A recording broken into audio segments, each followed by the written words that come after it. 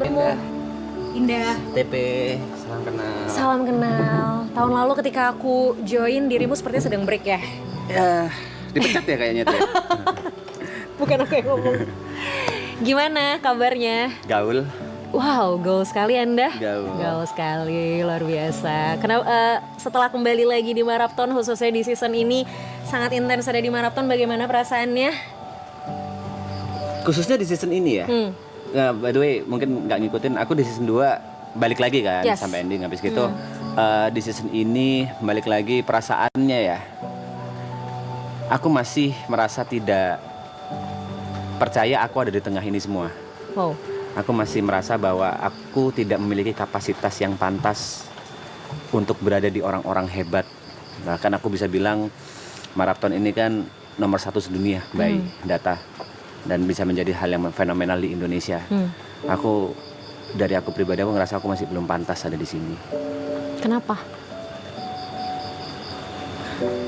Kak Indah tahu sendiri mereka siapa gitu. Yeah. Dari berlapan selain aku, semuanya memiliki kelebihan yang jauh di atasku. Semua memiliki hal-hal yang tidak pernah bisa aku kejar dengan cara apapun aku belajar. Sedangkan aku ngerasa, ya aku bukan siapa-siapa. Aku ngerasa aku nggak bisa ngebantu apa-apa buat mereka. Jadi aku ngerasa aku di sini pure digendong, dibantu sama mereka, derajatku dinaikkan, dan aku masih belum tahu gimana caranya aku ngebalas semua kebaikan itu. Aku kemarin sempat lihat Mas Tepe dibeliin mobil sama anak. Ya kan? Iya. Gimana Mas perasaannya? Gimana perasaannya? Sebenarnya, Kak Indah ngeliat full atau enggak? Aku lihat dari Clippers sejujurnya. Lihat dari Clipper ya. Jadi sebenarnya Arab udah cerita anyway ke viewer. Jadi itu semuanya kayak dari pagi itu manajerku bilang kalau aku ada kerjaan yang huge, yang besar. Lalu aku bilang, manajerku itu telepon karena butuh jawaban cepat, intinya seperti itu. Dan aku bilang, ya gas lah, ambil lah. Dan aku turun dari bang bedku, terus aku langsung cerita ke Yuka. Langsung cerita ke Yuka kalau aku akan dapat kerjaan besar dan insya Allah aku bisa mendapatkan mobil. Tapi di situ aku langsung merasa bersalah. Kenapa? Kenapa aku cerita ke Yuka ya? Kan Yuka juga belum punya mobil. Oke. Aku pada titik itu aku ngerasa bodoh banget aku ceritanya ke Yuka. Tapi karena aku terlalu excited dan aku masih ingat kata-kata Yuk. Aku nggak tahu aku harus cerita happy ini ke siapa lagi. Mau dengerin nggak? Boleh. Dan memang kamera sedang tidak mengarah ke kita. Kamera sedang mengarah ke dapur, audio juga di dapur. Aku menceritakan hal itu dan setelah aku cerita itu aku merasa bersalah. Singkat cerita sampai malam itu ada games yang sebenarnya udah di spoiler sama Jod. Yang waktu itu kupikir bercandaan bahwa kita akan ada di perlombaan yang akan mendapatkan mobil. Sampai di titik itu ternyata beneran lombanya ada. Yang aku tahu mobilnya cuma 1. Sampai aku bertarung sama Yuka. Game pertama dimenangkan oleh Yuka, game kedua dimenangkan oleh aku, dan game ketiga split or steal. Dimana dengan peraturan kalau dua-duanya memperlihatkan kartu split, maka hadiahnya dibagi. Kalau dua-duanya memperlihatkan kartu steal, maka hadiahnya hangus. Tapi kalau salah satu split dan salah satu steal, berarti yang membuka steal dia yang mendapatkan mobilnya. Di situ aku bilang ke Yuka, sebelum kita menunjukkan kartu masing-masing, aku bilang ke Yuka, yuk semesta udah ngatur. Ada alasannya kenapa tadi pagi aku ditelepon sama manajerku, ada alasannya kenapa aku ceritanya ke kamu. Ya udah, ini mobil buat kamu aja. Tapi pada saat aku ngomong gitu, aku langsung mikir, Greta setuju nggak ya? By the way aku punya istri, namanya Greta. Aku mikir, Greta setuju nggak ya? Greta marah nggak ya? Kok aku dengan arogannya dalam tanda kutip membuang rezeki? Seharusnya kalau dibagi 2 ya lumayan lah, let's say bisa 50 juta atau 60 juta, aku nggak tahu. kok aku dengan arogannya, karena aku selalu berpikir rezekiku ya rezekinya Greta gitu loh. Aku belum minta izin ke Greta kan pada saat itu. Greta marah nggak ya? Tapi ya udahlah, memang ini rezekinya Yuka. Makanya begitu diumumkan bahwa mobilnya ada 2, aku nggak bisa menahan tangisku karena anjing, aku nggak suka momen ini, nggak suka gini. Papa kan selalu bilang, hitung-hitungan matematika dalam Islam itu nggak sama kayak hitung-hitungan matematika dalam kehidupan nyata. Setuju. Kalau dalam matematika 1 dikurangi 1 sama dengan 0. Iya. Tapi kalau dalam kehidupan nyata 1 kurangi 1 itu bisa menjadi bermakna. Yes. Entah itu buat kamu atau buat orang lain. Kayak quotes itu langsung muncul di otakku. Saat itu. Langsung muncul kayak, aku dapat mobil juga. Itu aneh. Dan apalagi dengan seluruh kasih sayang atau perjuangan dari teman-temanku yang udah gendong aku secara karir, udah naikin aku, udah bantu aku sampai di titik ini. Yang kalian kasih kebanyakan loh. Yang kalian kasih kok aku ngerasa nggak pantas untuk mendapatkan itu semua. Jadi ya itu rasanya aku bisa mendapatkan mobil. Oke. Kenapa kamu ngerasa nggak pantas, Mas? Iya itu tadi, karena aku ngerasa ini dari sisi apapun, pada saat kita ngomong ada di depan kamera, yang penonton inginkan mostly adalah canda tawa. Aku bukan tipe orang yang bisa melawak. Yeah. Let's say aku orang yang paling bodoh lah di sini. Secara IQ mungkin aku yang paling rendah. Semuanya, Aloy, Jod, Yuka, Gary, Nico, Arab, semuanya begitu ada Ibot, begitu ada bercandaan, mereka bisa langsung bermain. Oke. Aku kayak bingung, aku harus ngapain? Ada satu kesempatan, aku diberi kesempatan. Aku ngefans banget sama Vindes. Waktu itu kita collab sama Vindes. Terus aku diberikan sebuah panggung. Aku bingung mau ngapain. Aku bilang, aku gak bisa. Aku bukan pelawak. Aku bilang kayak gitu. Aku ngerasa aku gak pantas. Aku gak sepintar mereka. Aku gak selucu mereka. Aku gak sehebat mereka. Ya kayaknya ini bukan tempatku deh. Maksudnya bukan tempatku dalam artian aku amat sangat beruntung ada di sini, digendong sama mereka. Dan aku yang paling rendah aja gitu. Dan itu terbukti juga by numbers by the way. Okay. Selepas season 2 angkaku yang paling kecil di antara semua by follower, by apapun. Tapi ya aku memahami hal itu karena memang sebagai seorang entertainer mungkin aku yang harus banyak belajar. Mereka sudah makan asam garamnya. Aku dari Jember yang mungkin aku hidup dalam lingkunganku atau dunia kecilku sendiri, lalu bersosialisasi dengan banyak orang. Ternyata dunia industri atau dunia hiburan nasional seperti ini, aku masih belum nyampe aja menurutku. Tapi menurutku maraton gak akan jadi maraton kalau gak ada kamu. Even Triple A Clan juga mungkin gak akan jadi Triple A Clan kalau gak ada Mas Tepe sih. Mbak Indah, itu argumen yang bisa kupatahkan dengan mudah. Oke. Silakan. Pada saat aku ke Jember, itu ada hampir sebulan tanpa aku, ya normal aja. Ya.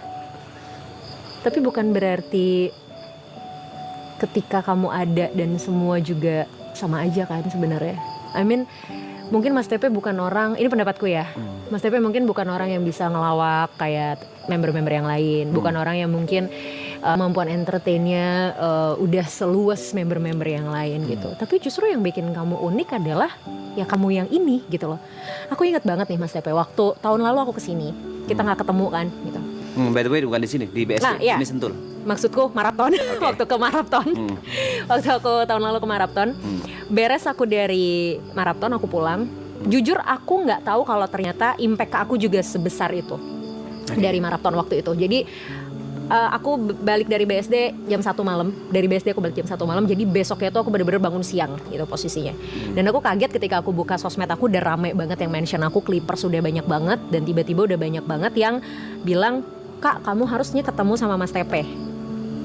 Posisinya saat itu aku kan nggak tahu kamu dan nggak kenal kamu ya gitu loh. Kak kamu harusnya ketemu sama Mas Tepe, pasti debatnya seru banget, pasti argumennya bakal asik banget. Artinya di situ aku menilai bahwa even though saat itu kamu nggak ada, kamu masih memorize loh di orang-orang.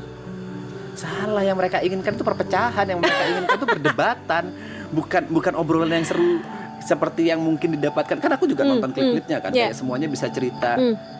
Sama aku kan nggak mungkin kan terjadi seperti itu. Kan lagi Who knows? Who knows? Ya, yang viewer inginkan ya perdebatan. Mereka suka perpecahan. Ya karena mungkin itu yang menarik dari dirimu.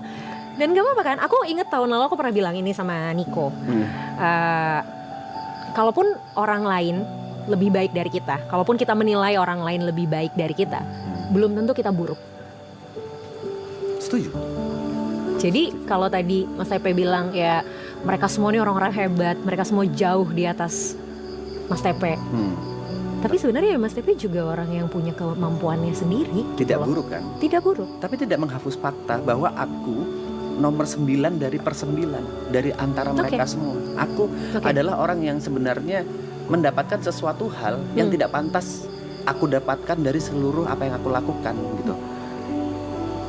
Seharusnya kreditnya tanpa aku pun mereka udah gede. Aku harus bilang aku kayak benalu aja.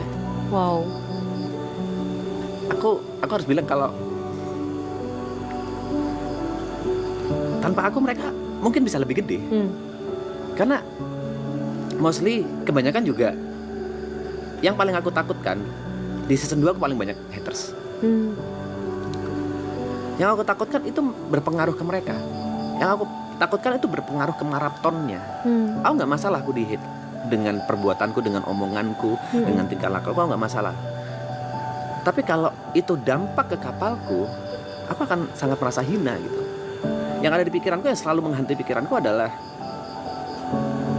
andai maraton tanpa TP harusnya bisa lebih gede. Layaknya benalu. Oke, apakah ada jaminan untuk itu? Nggak ada. Kita kalau ngomong what if nggak akan pernah kelar. Yes. Nggak ada jaminan. That's why. Artinya kan ada kemungkinan juga maraton tanpa TP juga bisa jadi maraton yang berbeda gitu. Maksudnya belum tentu jadi maraton yang seperti sekarang kan. Ya. Itu ada di otakku aja memang. Yeah, it's okay, it's fine. Tapi dari tadi Mas Tepe selalu bilang Mas Tepe digendong Yes. sama mereka. Yes. Sebesar apa perubahan yang terjadi di hidup Mas Tepe after maraton? Dunia udah kebolak-balik. Dulu, let's say aku cuma bisa ngelihat orang-orang yang kukagumi, idola-idolaku dari balik layar. Sekarang aku bisa ketemu, bisa ngobrol, bahkan dulu aku ngefans banget sama Om Ded. Nah, Om Deddy Corbuzier. bahkan kemarin berenang bareng. Ya. Aku ngefans bener-bener dari kecil. Aku beli semua apa yang Om Ded jual. Even itu buku OCD. Aku kurus tapi aku beli buku itu. Oke. Karena aku sangat ngefans itu sama Om Ded. Dan ada titik di mana kemarin, aku nggak tahu itu ketangkap kamera atau enggak, pada saat aku makan di Gadang Barubah, Om Ded nepuk kakiku bilang, "Pe, gua bangga sama lu. Lu bisa ada di titik ini sekarang." Itu nusuk buat aku, itu nusuk. Itu kayak wow, Om Ded ngomong kayak gitu ke aku. Wow, itu buat aku means a lot. Dan aku yakin tanpa maraton nggak akan ada hal kata-kata seperti itu dari orang yang idola, kagumi itu nggak akan ada. Ada band yang datang kota, datang ke sini buat aku. Mereka datang cuma buat ngasih surprise ke aku, itu nggak mungkin terjadi sebelumnya kalau misalnya nggak ada maraton. Jadi dunia udah benar-benar kebolak-balik. Lalu secara finansial juga, dulu aku sebelum datang ke maraton itu titik dimana aku benar-benar menyerah. Aku masih ingat tanggal 27 Januari itu ulang tahunku. Aku adalah seorang streamer, dan tanggal 27 Januari aku memutuskan untuk berhenti menjadi streamer. Berhenti streaming. Aku udah pack-packin semua PC-ku. Dan di situ aku rencananya mau live streaming untuk terakhir kalinya. Tanpa pamitan. Oke. Aku mau live streaming 24 jam untuk menghibur viewerku dengan sepenuh hati. Aku membuka live streaming itu dengan menggunakan jas. Dengan menggunakan kacamata hitam. Dan aku tunjukkan semua prosesnya pada saat aku masih bikin thumbnail, yang itu aku live-in juga. Jod, Yuka, Gary sama Arab nonton.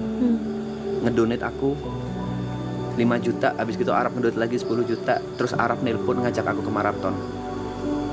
Di saat titik aku menyerah, di situ datang pertolongan dari mereka. di saat itu aku bingung mau hidup dengan apa. Aku udah rencana mau jual pisang goreng aja udah. Mau bikin gerobak dari hasil visiku, aku mau buka kaki lima jual pisang goreng. Tapi sekarang udah jauh dari itu semua. Aku bahkan bisa membuka usaha F&B ku sendiri, restoran dine in. Keren. Udah jauh. Jadi sebenarnya kalau ditanya apa yang berubah, semua berubah. Semua ya. Semua berubah. Dunia kayak kebalik. Artinya kalau tadi menurut Mas Tepe Marapton bisa lebih besar tanpa Mas Tepe, teori Mas Tepe gitu kan, harusnya Marapton bisa lebih baik tanpa Mas Tepe. Mungkin akhirnya aku ngeliat sisi lainnya adalah berarti dari satu sisi Marapton yang hadir untuk Mas Tepe sebagai blessings, apapun itu, ya kan? Maksudnya terlepas dari apakah betul Marapton akan lebih besar tanpa Mas Tepe ataupun tidak, apakah Marapton akan lebih baik tanpa Mas Tepe ataupun tidak, biarkan itu menjadi tanda tanya. Tapi satu hal yang mungkin menjadi fakta bahwa ya mungkin Tuhan membawa Marapton sebagai blessing untuk Mas Tepe gitu loh. That's right. Kenapa aku sejak awal bilang ya mereka yang gendong aku. Kan masalahnya bukan di situ. Masalahnya adalah apa kontribusiku untuk mereka? Apa gunaku untuk mereka? Mereka datang ke aku sebagai blessing. Tapi aku di mereka itu sebagai curse. Wow. Masalahnya ada di situ. Oke. Aku setuju mereka datang sebagai blessing. Aku amat sangat setuju. Ya, ini kan semuanya berawal dari aku ngerasa tidak pantas aja sih. Aku ngerasa tidak pantas dengan semua yang aku terima sekarang. Jadi muncul ketakutan. Pada saat orang bertanya, after Marapton mau ngapain? Aku nggak tahu. Tanpa mereka aku apa? Benar-benar no clue. Tapi ingat yang tadi Mas Tepe bilang, matematikanya Tuhan kan. Ya, kita nggak bisa tahu. Tetap percaya itu Mas. Ya. Honestly, ada last words yang aku mau bilang sama Mas Tepe. Aku nggak ngikutin dunia streaming, sejujurnya. Sebelum Marapton aku cuman kenal sama Nico dan cuman tahu Arab karena Nico aku pernah satu event bareng dia. Jadi aku nggak tahu Mas Tepe, aku nggak tahu Jot, aku nggak tahu Yuka. Tapi suamiku gamers. Jadi aku kemarin bilang sama dia, aku belum pernah ketemu Mas Tepe nih, aku bilang gitu. Besok aku ketemu Mas Tepe. Terus dia ngomong gini, dan ini nggak cuma sekali dia omongin, sejujurnya. Ini mungkin sekalian salam dari suamiku juga. Wah, TP46 tuh terkenal banget yang dari dulu. Dia editor, karena suamiku juga editor. Dia editor, dia bagus, dia oke. Artinya Mas Tepe, jangan pernah ngerasa kecil. Mungkin ketika kita ngerasa kita kecil, kehidupan kita yang sekarang dipandang besar sama orang lain. Dan itu pelan-pelan Mas. Kalaupun sekarang Mas Tepe nomor 9 dari semuanya, gak apa-apa, it's just a number. 9 ini tetap sesuatu pencapaian yang udah Mas Tepe raih. Kalau Mas Tepe bilang Mas Tepe adalah curse buat mereka, aku yakin bagi mereka Mas Tepe sama sekali bukan curse. Ada alasan kenapa mereka bawa Mas Tepe ke sini. Ada alasan kenapa mereka tetap pengen Mas Tepe ada di sini. Oke. It's really nice to talk with you, Mas. Terima kasih. Semoga ntar kita bisa ngobrol lagi ya. Ya. Thank you, good luck. Terima kasih. Keep doing what you wanna do. Tetap lakuin hal baik, tetap jadi Mas Tepe yang baik. Amin. Sehat selalu. Amin. Buat Mas Tepe, buat keluarga, buat semua karir dan planning-planning Mas Tepe. Thank you ya, Mas. Terima kasih banyak ya. Terima kasih. Good luck. Thank you. Thank you.